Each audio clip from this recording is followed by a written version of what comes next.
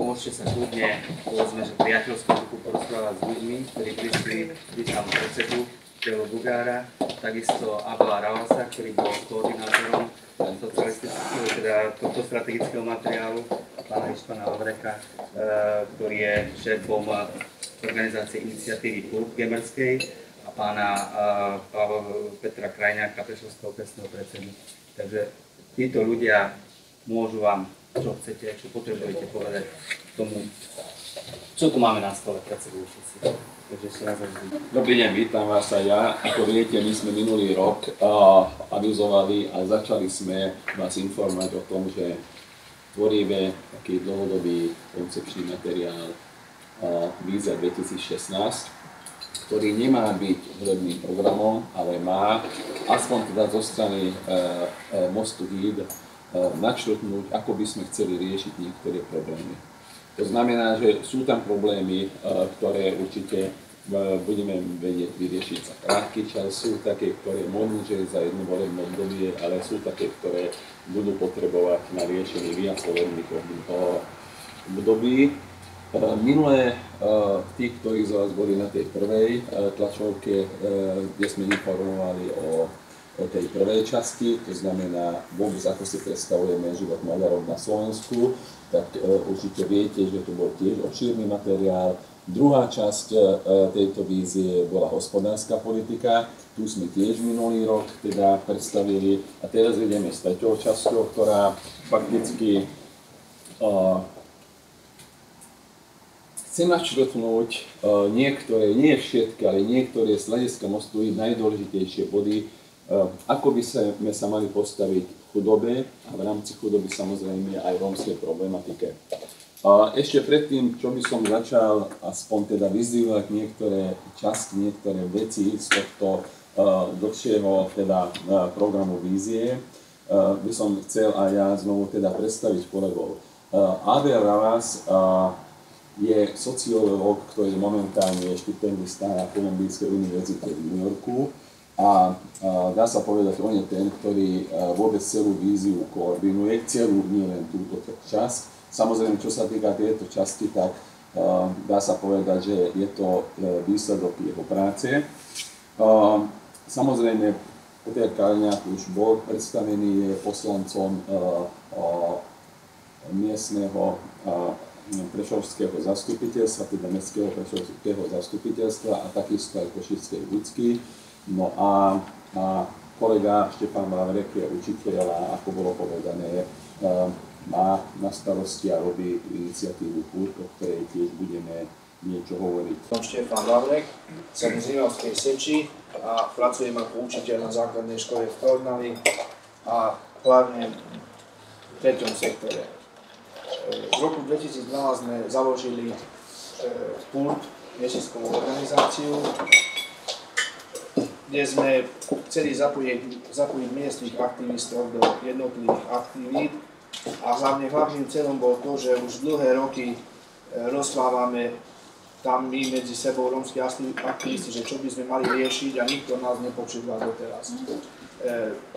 To sa osvedčilo teraz, že na tieto malé aktivity, čo robíme, netreba veľa peňazí. Naozaj jedna aktivita, čo robíme v obciach, najviac 100 eur.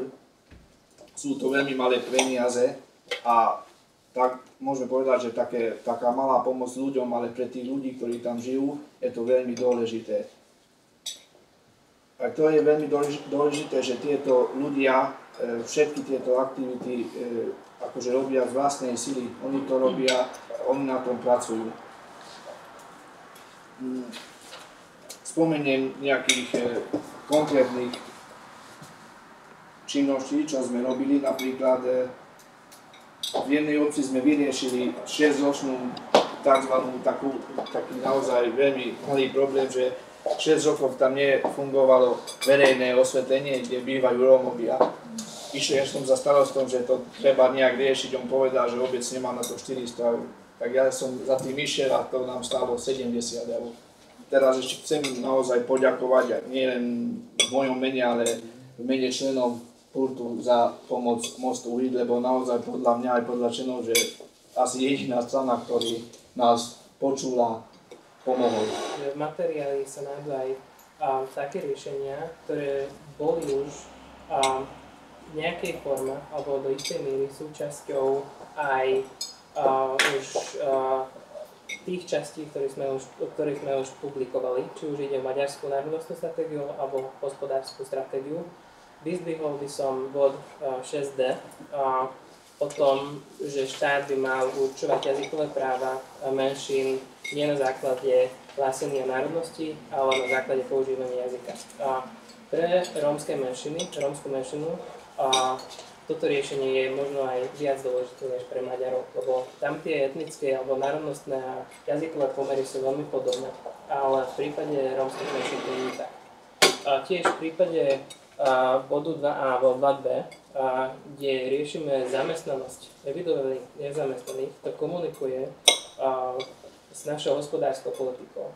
Že ak bola škola, kde bolo treba 36 špeciálnych tried, bol bežný stav, že na škole pôsobili 2 alebo 3 asistenti.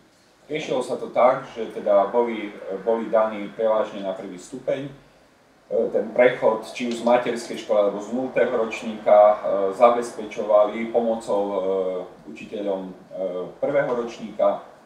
V zásade boli prípady, že boli aj na 2. stupni. Jednoducho pomer tried a pomer rómskych asistentov je možno 1:10. Riaditeľia nemajú na to finančné prostriedky a tento stav jednoducho pretrváva. Minulého roku bola v Bratislave na túto tému aj konferencia a bolo konštatované aj zaslané ministerstvu školstva nejaký ten výstup, aby sa to riešilo. Tento stav jednoducho pretrváva a my potrebujeme minimálne trojnásobne viac rómskych asistentov, ako to je v súčasnosti. A rómskych. Rómskej národnosti, hovoriaci v rómskom jazyku. Ja by som pridal len toľko, keď môžem, že teda v prípade tých rómskych asistentov chýba dlhodobý plán. Chýba vypočítateľnosť, či už finančná alebo legislatívna. A práve preto navrhujeme znovu definovanie, stabilizáciu a posilnenie tohto systému. A to, že ako sa to urobí špecificky, že aká tá legislatívna práca bude, to teraz neriešime na strategických úrovni, samozrejme. Pozrite sa snáď, ja som nechcel, ale musím povedať, ja keď som to videl prvýkrát vo Filakove, že síce ako občianske združenie tam fungujú v úvodzovkách rómski policajti. To sú Rómovia, ktorí sú v čiernych uniformách, majú inové pištole, lebo iné nemôžu mať, ale keď napríklad, no nie, lebo nie sú vyškolení a tak ďalej, to nie je samozrejme, ale keď napomenuli oni napríklad rómske deti, ktoré tam robili bordel, tí deti keby počuli, prepáčte, hlas Boží, okamžite ich počuli. To znamená, že toto si musíme uvedomiť, že keď tam príde biely, ktorý len bere peniaze za rómskeho asistenta, no tak mávnu rukou a povedia, však ty ani nevieš, ako my tu žijeme a čo potrebujeme. My musíme pochopiť mentalitu na jednej strane samozrejme týchto Rómov, ale na druhej strane aj tých, ktorí padli do tej chudoby.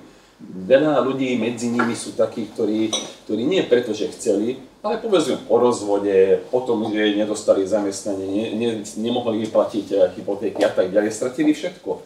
My aj to musíme pochopiť, že medzi nimi sú rôzni teda ľudia, ktorí by sa veľmi radi dostali z tohto stavu, ale štát im nedáva minimálne taký malý rebríček, na ktorý by mohli nastúpiť. Rebríček je to. A druhá oblasť, ak ešte môžem, je, že ktorá nie je ale spomenutá v tom, čo spomínate v tom materiáli, ale je to vlastne na všetkých tých problémov, a keď to tak poviem veľmi cynicky, vzniká to vlastne tým, že deti sa rodia v rodinách, kde jednoducho sa nedokážu len postarať, jednoducho ten rozumný alebo nejaký zodpovednejší prístup k rodičovstvu, vôbec sa o tom aj na Slovensku nediskutuje. To je vlastne na začiatku každého problému. Ja žiaľ, keď to fakt ešte opakujem cynicky poviem, si nemôžem dovoliť mať prosto 5 detí, keď jednoducho nedokážem zabezpečiť ich vzdelávanie, následne ich nedokážem zamestnať a podobne. A tu sa cyklíme stále dookola, potom tam sa prosto narodí veľký počet detí a potom musíme vymýšľať špeciálne vzdelávanie, ako ich zamestnať, ako to ďalej. Ukazuje sa, že aj v tých osadách už začína ten demografický vývoj trošku kopírovať tú väčšinovú spoločnosť, ale stále to tam rodí ešte stále viac detí ako vo zvyšnej spoločnosti. Či podľa vás možno v tejto oblasti niečo robiť a ak áno, akým spôsobom? Odborníci hovoria, že tá represia, nejaké kreslenie dávok už nemá zmysel. A na strane druhej vieme dobre, že napríklad Rómovia a antikoncepcia nejdú veľmi k sebe. Čiže čo v tejto oblasti vidíte, aké riešenia vykoristia? Ja môžem hovoriť o konkrétnych príkladoch zo Šamorína, keď s rómskou populáciou tí dotyční ani zďaleka nič nemajú, sú delší ako ja. A už má 8 dieťa, nevie sa postarať. Lebo antikoncepciu preto nechce, lebo hovorí, že potom samozrejme tomu ublíži, poviem to tak počas styku. Čo je blbosť, to znamená, tých ľudí vy neprevychováte. Zas na druhej strane tu ale my sme boli tiež prekvapení, to musím veľmi tvrdo podčiarknúť, hrubo podčiarknúť a vyzdvihnúť, že Svetová banka robila prieskum, lebo aj na Slovensku to tak funguje, že Rómovia preto majú veľa detí, aby z toho mohli žiť. A nakoniec Svetová banka zistila, že len 3%, pokiaľ dobre si pamätám, len 3% fakticky takýmto spôsobom využívajú túto možnosť, to znamená majú viac detí z tej skupiny, ktorú my nazývame skupina v chudobe. Či sú Rómovia alebo nerómovia. To znamená, že my sme ešte počas Radičovej vlády spustili taký dialog o tom, či by sa nedalo vrátiť k tomu systému, čo kedysi bolo, že štát povedal, že potrebujeme, povedzme, 3 deti, tie 3 deti najviac podporíme. Ale tu, aj vy ste povedali, že sa to mení aj v rómskych osadách, ale tu to nemá význam. S tým nič nevyriešite. Tí ľudia, ktorí, ako som povedal, ten prípad zo Šamorína, alebo tie prípady zo Šamorína, tí ľudia jednak ani takto rozmýšľať nebudú. Oni nerozmýšľajú tak, že či viem to dieťa vychovať alebo nie. V najhoršom prípade dať do detského domova, alebo možno, že pre detskú v najlepšom prípade. Ale práve preto my hovoríme, že na jednej strane treba odstrániť túto fikciu, ktorá nie je pravdivá, lebo väčšina obyvateľstva na Slovensku je ochotná povedať, že no tak Rómovia preto. A pritom my vieme, hovorím ešte raz, aj pre mňa to bolo prekvapením, zistenie Svetovej banky na Slovensku hovorí len o 3%. Kvôli 3% nemá význam ani rozmýšľať, ako to zmeniť. Hlavne nie preto, že sú to Rómovia, lebo to nie je pravda. Sú to ľudia, ktorí žijú v chudobe a tam sú samozrejme aj Rómovia, väčšina z nich sú Rómovia, ale sú aj nerómovia. Dokonca robili sa aj také nepresné prieskumy cez starostov a primátorov, ktorí zisťovali priamo vo svojom bydlisku, že koľko ľudí fakticky v úvodzovkách, ak to môžem vôbec povedať, v úvodzovkách zneužíva sociálny systém. A vraj tam zistili, jedni hovoria, že vyše 70, druhí hovoria, že vyše 130 000 nerómov to zneužíva. Nevieme, lebo to sú jednak údaje, ktoré nikto potvrdiť nechce, robilo sa len tak a zase na druhej strane štát nemôže, nie že nechce, ale nemôže sledovať, kto je Róm, kto nie je Róm. Preto napríklad pán premiér bol, keď hovoril o tom, že každý druhý, ktorý je potrestaný a sedí niekde vo väznici, je Róm. Súhlasím s pánom predsedom. Ale nič.